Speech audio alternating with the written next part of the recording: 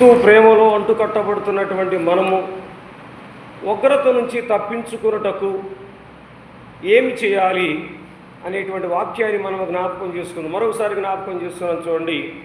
అతడు పరిచర్యల్లోనూ సద్దుకాయల్లోనూ అనేకులకు బాప్తిసము పొందవచ్చుట చూసి, సర్ప సంతానమా, రాబో ఉగ్రతను తప్పించుకున్నటకు మీకు బుద్ధి చెప్పువాడు ఎవడు? అంటే రాబో ఉగ్రత నుంచి తప్పించుకునడానికి బుద్ధి చెప్పువాడు ఎవరంటే మన ప్రభు అయినటువంటి యేసుక్రీస్తే. పాప సంబంధమైనటువంటి ఈ లోకములో జీవిస్తున్నటువంటి మనలను ఇదిగో తన వాక్యపు వెలుగులతో, తన మహిమతో ఆయన తన్ను తాను ప్రత్యక్షపరచుకొని పాపులందరి కొరకు ఒక మాదిరికరమైనటువంటి జీవితము ఆయన 33.5 సంవత్సరములు ఈ లోకములో జీవించి ఒక మాదిరికరమైనటువంటి జీవితాన్ని మనకు అలవర్చి వెళ్ళినటువంటి వాడుగా ఉన్నాడు. ఎవరు రాబో ఉగ్రత నుంచి తప్పించేవారంటే మన ప్రభు అయినటువంటి యేసుక్రీస్తు మాత్రమని మనము ఎరిగేటువంటి వారముగా ఉండాలి. నిజముగా ఎవరి మీదకి ఉగ్రత రాబోతున్నది ఆ వచనాలను మనం జ్ఞాపకం చేసుకుందాం. అసలు ఎవరి మీదకి ఉగ్రత వస్తుందో చూద్దాం. మనం హెస్కేలు గ్రంథము, ప్రవక్త అయినటువంటి హెస్కేలు ద్వారా వ్రాయబడినటువంటి గ్రంథము, హెస్కేలు గ్రంథము 14వ అధ్యాయము, హెస్కేలు గ్రంథము 14వ అధ్యాయము వచనము 13వ వచనములు అంటున్నాడు చూడండి. హెస్కేలు గ్రంథము 14వ అధ్యాయము వచనము 13వ వచనములో వ్రాయబడినటువంటి ఆ మాటను మనం జ్ఞాపకం చేసుకోగలిగితే అంటున్నాడు చూడండి. అక్కడ రాయబడిన మాట, నరపుత్రుడా, ఏ దేశమైతే విశ్వాసఘాతకమై నా దృష్టికి పాపము చేసినదో దానికి నేను విరోధినై ప్రాణాధారముకు ఆహారము లేకుండా చేసి కరువు పంపించి మనుషులను పశువులను నిర్మూలము చేయుదును. ఎవరి మీదకి వస్తుంది అంటున్నాడు ఆయన? నాకు వ్యతిరేకంగా, నాకు విరోధముగా ఏ మనిషి అయినా, ఏ దేశమైనా పాపమును చేస్తే, విరోధముగా చేస్తే కరువు రప్పించి ఆహారం లేకుండా వారి మీదకి నా ఉగ్రతను నేను పంపబోచున్నాను. అయ్యా, మేము పుణ్యాత్ములమే, మేము పాపాత్ములము కాము, మేము పాపము చేయడము లేదు అని నీవు నేను అనుకున్న ఆజ్ఞ అతిక్రమమే పాపమని లేఖనములో మనం ఆ మాటలు చదువుతున్నాం. దేవుని యందు భయభక్తులు కలిగి జీవించకపోవడం కూడా పాపమే. కాబట్టి నిజముగా ప్రియ దేవుని బిడ్డలారా, ఈ రాత్రికాల సమయంలో ఆయన ఎవరి మీదకి ఉగ్రతను తప్పించబోతున్నాడంటే, ఏ దేశమైనా, ఏ మనుష్యుడైనా తన మాటను అంగీకరించకుండా, తన యందు విధేయతను కనపరచకుండా, తాను చూపినటువంటి ఆజ్ఞలు, చిత్త ప్రకారము, నియమముల ప్రకారము నడవనిటువంటి వానికి ఆయన ఉగ్రత చూపించబోతు, ఆ వాని మీదకే ఉగ్రత సంభవించబోతుందని ప్రవక్త అయినటువంటి హెస్కేలు ద్వారా ఆ మాటలను అందిస్తూ ఉన్నటువంటి వాడుగా ఉన్నాడు. ఈ రాత్రికాల సమయంలో చేరి వచ్చినటువంటి మొదటిగా మనలో ఏమైనా అవిధేయత ఉన్నదేమో, ఆయనకు వ్యతిరేకంగా మనము జీవిస్తున్నామేమో, ఆయన పట్ల మనము నమ్మకం కలిగినటువంటి వారముగా ఉండకుండా మన ఇష్టానుసారమైనటువంటి జీవితంలో ఒకవేళ నీవు నేను చేరినటువంటి వారము ఒకవేళ జీవిస్తే ఏమో ఉగ్రత మన మీదకు రావచ్చేమో చూద్దామంటున్నాడు కదా. ఆదికాండ గ్రంథము 19వ అధ్యాయము, ఆదికాండ గ్రంథము 19వ అధ్యాయము వచనము 24వ వచనములో కూడా అంటున్నాడు చూడండి. ఎవరి మీదకి వస్తుందంటున్నాడు? అప్పుడు యెహోవా సొదొమ మీదను గొమొరము మీదను యెహోవా యొద్ద నుండి గంధకములు అగ్నిని ఆకాశము నుంచి కురిపించెను. ఎందుకు సొదొమ గొమొర పట్టణముల మీద ఆయన అగ్ని గంధకములను కురిపించినటువంటి వాడంటే, దేవునికి వ్యతిరేకంగా పాపముతో నింపబడినటువంటి శాపగ్రస్తమైనటువంటి పట్టణము. కాబట్టి అగ్నిగంధకముల చేత ఆ పట్టణమును నాశనము చేసినటువంటి వాడుగా ఉన్నాడు. నిజముగా ఆయన ఉగ్రత ఎవరి మీదకి వస్తుందని మనము ప్రవక్త అయినటువంటి హెస్కేల్ ద్వారా విన్నామంటే ఆయనకు వ్యతిరేకముగా జీవించినటువంటి వారు, ఆయన మాటలు విననటువంటి వారు, వినినటువంటి మాటలు పెడచెవున పెట్టేటువంటి వారు. నా ప్రియ దేవుని బిడ్డలారా, ఈ రాత్రికాల సమయంలో మన హృదయాలు, మన ఆలోచనలు, మన తలంపులు, మన ఉద్దేశములు ఎలాగున్నావో మనం ఒకసారి పరిశీలించుకుందాం. ఆత్మ పరిశీలన చేసుకునేటువంటి వారు. అందుకంటున్నాడు కదా, ఆయన సొదొమ మీద గొమొరముల పట్టణముల మీద అగ్ని గంధకములను కురిపించినటువంటి వాడు. అదంటే అది దేవుని దృష్టికి మిక్కిలి కోపము రప్పించినటువంటి పట్టణము, అనేక రీతిలుగా పాపముతో నింపబడినటువంటి పట్టణము, దేవుని మీద తిరుగుబాటు చేసినటువంటి పట్టణము, విరోధముగా జీవించినటువంటి వారు దేవుని ఉగ్రతను చవిచూశారు. ఇదిగో ఆయన ప్రవక్తల ద్వారా తెలియపరిచాడు, కానీ వారు విననొల్లనటువంటి వారుగా ఉన్నారు. మరి వినినటువంటి నీవు అట్టి ఉగ్రతను నీ మీదకు, నీ కుటుంబము మీదకు తెచ్చుకున్నటకు నీవు ఇష్టపడుతున్నావా? ఈ రాత్రికాల సమయంలో అట్టి ఉగ్రత నుంచి తప్పించుకునడానికి ఆయన వైపు నీవు ఆకర్షించబడేటువంటి వారముగా ఉన్నామా? పరిశీలించుకొని పరిశీలన చేసుకునేటువంటి వారముగా ఉందాం. చూద్దాం. అదే ఆదికాండ గ్రంథము 6వ అధ్యాయము, అదే ఆదికాండ గ్రంథము 6వ అధ్యాయము వచనము 11వ వచనములో వ్రాయబడినటువంటి ఆ మాట చూడండి.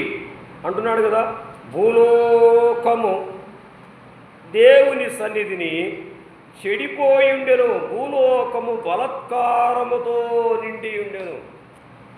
భూమి ఎలా ఉన్నది? బలత్కారము చేత నింపబడినది. ఎవరిష్టానుసారముగా వారు జీవిస్తున్నారు. ఇదిగో సృష్టించినటువంటి సృష్టికర్తను వారు మరచి, ఏ సృష్టి అయితే సృష్టించాడో ఆ సృష్టమునే పూజించుటకు ఇష్టపడుతున్నాడు మనుషులు ఈనాడు.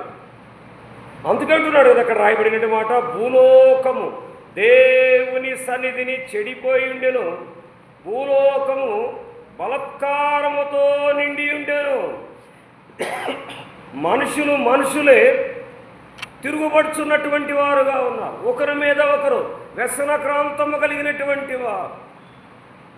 సంపదల వలన, సిరుల వలన, ఆస్తుల వలన, ప్రకృతి సంబంధముగా దొరికేటువంటి ఖనిజ నిక్షేపాల మూలముగా ఈనాడు రకరకాల యుద్ధ వాతావరణములు అలుకొనుచున్నవి ప్రపంచంలో నలుదిక్కులా.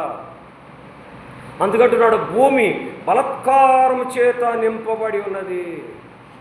ఇదిగో నా నోటి మాట ద్వారా నేను భూమిని, ఆకాశమును, సూర్య చంద్ర నక్షత్రములను నేను సృష్టించానే. అవి నా మాటకు లోబడుతున్నవి. నా స్వరూపమందు సృష్టించబడినటువంటి నరులైనటువంటి మనుషులు నా మాటను విననొల్లనటువంటి వారుగా ఉంటున్నారే. వారు తిరుగుబాటు చేస్తున్నటువంటి వారుగా ఉన్నారని ఆయన దుఃఖాక్రాంతుడుగా ఉండడము మనము గమనిస్తున్నాం. ప్రియదేవుని బిడ్డలారా, భూలోకం ఎలా ఉన్నది? బలత్కారము చేత పట్టబడి చిక్కబడినదిగా ఉన్నది. మరి అలాగనే నీవు నేను జీవిస్తున్నామా? లేదా ఆయన స్వరూపమందు సృష్టించబడినటువంటి మనము ఎలా ఉన్నాము? ఒకసారి జ్ఞాపకం చేసుకుందాం. అదే ఆదికాండ గ్రంథము 9వ అధ్యాయము వచనము 23వ వచనములో అంటున్నాడు. చూద్దాం ఒక మాటను. 23వ వచనములో అంటున్నాడు చూడండి, అప్పుడు షేమును యాపేతును వస్త్రం ఒకటి తీసుకొని తమ ఇద్దరి భుజముల మీద వేసుకొని వెనుకకు నడిచి వెళ్ళి తమ తండ్రి దిశములను కప్పిరి. వారి ముఖములు వెనుక తట్టు ఉండటం వలన తమ తండ్రి దిశములలో చూడలేదు, అజ్ఞానవాతములో ఉన్నాడు. కుమారులు పై వస్త్రమును కప్పినటువంటి వారుగా ఉన్నారు. నేటి దినాల్లో కూడా చెబుతున్నారులండి. ప్రియ దేవుని బిడ్డలారా, ఏం చెబుతున్నారు? మేము మంచి ఆత్మీయమైనటువంటి వారము, మేమే ఆత్మీయ స్థితిలో నడిపించవచ్చు ఉన్నటువంటి దైవ సేవకులము అని అనేక రీతిలుగా తెలియపరుస్తున్నటువంటి వారుగా ఉన్నారు. దేవుని ద్వారా అభిషేకించబడినటువంటి వాడే, కానీ ఎలా ఉన్నాడు? మద్యమును సేవించి తను ఎలా పరున్నాడో తెలియనటువంటి స్థితిలో ఉన్నాడు. అది గ్రహించినటువంటి కుమారులు తనకు పై వస్త్రమును కప్పినటువంటి వారు. నేటి దినాల్లో కూడా మేము ఆత్మీయులమంటున్నారు, ఆరాధన చేస్తున్నామంటున్నారు, మేము అన్ని ప్రదేశాలు తిరుగుతున్నామంటున్నారు, కానీ సత్యమైనటువంటి వాక్యపు వెలుగులతో నడిపించబడడం లేదు. మోసకారైనటువంటి జీవితాల్లో జీవిస్తున్నారు. దేనినో ఆశిస్తున్నారు, ఆశించి మాత్రమే ఏదో ముందుకు సాగడానికి ఇష్టపడుతున్నారు. జాగ్రత్త ప్రియదేవుని బిడ్డలారా, మనము ప్రభువు కొరకు వచ్చేది ఎందుకంటే మన పాపములను ఒప్పుకొనుటకు, పరిశుద్ధులుగా తీర్చబడుటకు, ఆ పరిశుద్ధతను కడవరకు నమ్మకంగా ఉండుటకు, నిత్యము ఆయన సన్నిధికి మనం వచ్చేటువంటి వారముగా ఉండాలి. ఏదో ఆశించి దేవుని సన్నిధికి వచ్చేటువంటి వారముగా ఉంటే దానివల్ల మనకి ఎటువంటి ప్రయోజనం ఉండదు. ఎందుకంటే ఆయన హృదయాంతరంగములను పరిశీలిస్తున్నటువంటి దేవుడుగా ఉన్నాడు. నీవు నేను, నీ ఆలోచనలు నా ఆలోచనలు, నీ ఉద్దేశములు నా ఉద్దేశములు, నీ తలంపులు నా తలంపులు అన్నీ కూడా ఆయన గమనిస్తూ ఉన్నటువంటి వాడుగా ఉన్నాడు. మన ఆలోచన మనము ఎటువంటి కపటోపాయములు కలిగినటువంటి వారముగా ఆలోచన చేస్తున్నామో అది కూడా ఆయన ఎరిగినటువంటి వాడుగా ఉన్నాడు. జాగ్రత్త నా ప్రియ దేవుని బిడ్డలారా, ఉగ్రత నుంచి తప్పించబడేటువంటి వారు ఎవరు అంటే నిజముగా ఆయన సన్నిధిలో యథార్థతను కలిగి జీవించేటువంటి వారమైతేనే అట్టి ఉగ్రత నుంచి నీవు నేను తప్పించబడేటువంటి వారముగా ఉంటాం. అందుకంటున్నాడు కదా ఆ కీర్తనాకారుడు అంటున్నాడు, 106వ కీర్తన 106వ కీర్తన వచనము 18వ వచనములో అంటున్నాడు ఒక మాటను. 106వ కీర్తన 18వ వచనములో వ్రాయబడినటువంటి మాట చూడండి. వారు ఎట్లా ఉంటారంటే, వారు సంగములలో అగ్ని రగిలెను, దాని మంట భక్తిహీనులు కాల్చివేశారు. నిజమైనటువంటి క్రైస్తవులు, నిజమైనటువంటి విశ్వాసులు, నిజమైనటువంటి ఆత్మీయ స్థితిలో ఉండేటువంటి వారు ఎలా ఉండాలంటే అగ్నిని పోలినటువంటి వారు. నేను మొన్న మంగళవార దినంలో మీకు తెలియపరిచాను. బాప్తీసం ఇచ్చి యోహాను ఎలా ఉన్నాడని చెప్పాను నేను. మండుచూ ప్రకాశించేటువంటి దీపముగా ఉన్నాడు ఆయన. ఆయన బ్రతికినంత కాలము యథార్థతగా ఉన్నాడు. కాబట్టి మన ప్రభు అయినటువంటి యేసుక్రీస్తు బాప్తీసమిచ్చు యోహాను ద్వారా సాక్ష్యము పలికినటువంటి వాడుగా ఉన్నాడు. పోనీ మన ప్రభు అయినటువంటి యేసుక్రీస్తు ఎలా ఉన్నాడు? ఆకాశము తెరవబడి ఒక తెల్లని పామురము ఆయన కుడి భుజం మీద వాలిను. అప్పుడు ఒక గొప్ప శబ్దం వినపడిందన్నాడు, ఇదిగో ఇతడు నా ప్రియ కుమారుడు, ఈయన యందు నేను ఆనందించుచున్నాను అని ఒక గొప్ప శబ్దం విన్నాము. మరి నీ వల్ల నా వల్ల ఏమైనా సాక్ష్యం ఉన్నదా? నీ భక్తి నా భక్తి వల్ల ఏమైనా సాక్ష్యం ఉన్నదా? పోనీ సంఘములైనా మనకు సాక్ష్యము కాపాడుకోగలుగుతున్నామా? నమ్మకమైనటువంటి వారమని సాక్ష్యం లేనటువంటి జీవితం వ్యర్థము. ఒకవేళ మనం ఎంత ప్రయాసపడాలనుకున్నా, ఏదైనా అధికారం కావాలని కోరుకుంటున్నా, సాక్ష్యము లేకుండా, సంఘములో గ్రామములో సాక్ష్యము లేకుండా నీవు నేను ఎంత మాట్లాడినది వ్యర్థమే. ప్రియదేవుని బిడ్డలారా, జాగ్రత్త. ఈ రాత్రికాల సమయంలో ఆ ప్రభు శ్రేష్టమైనటువంటి మాటలు జ్ఞాపకం చేశాడు. ఆ ఉగ్రత నుంచి మనం ఎలా తప్పించుకునేటువంటి వారముగా ఉన్నాం. అందుకంటున్నాడు కదా, సంఖ్యాకాండ గ్రంథము మోషే ద్వారా రాయించబడినటువంటి సంఖ్యాకాండ గ్రంథము 11వ అధ్యాయము, సంఖ్యాకాండ గ్రంథము 11వ అధ్యాయము